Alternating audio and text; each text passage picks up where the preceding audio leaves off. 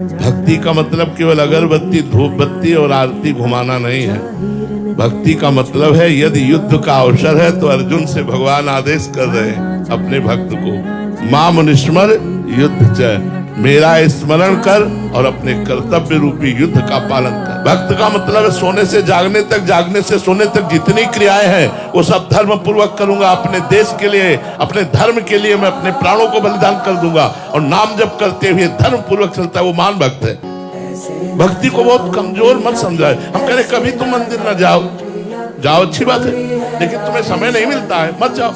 तुम्हें समय नहीं मिलता मत आरती करो, लेकिन जबान से राधा राधा नाम उच्चारण हो रहा, अपने कर्तव्य का पालन कर रहे हो, आपको भगवत प्राप्ति होगी।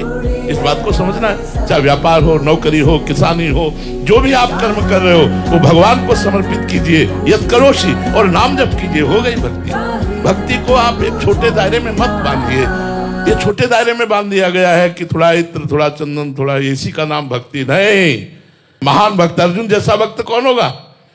भगवान के आदेश पर ऐसे ऐसे महापूजनीय लोगों का वध हुआ, पूजनीय लोगों का, जिन्होंने अंगुली पकड़ के अर्जुन को चलाना सिखाया, जिन्होंने प्रत्यंचा चढ़ाना सिखाया, द्रोणाचार्य, उन तक का वध करवा दिया अधर्म के पक्ष में होने पर। भक्ति को समझना पड़ेगा।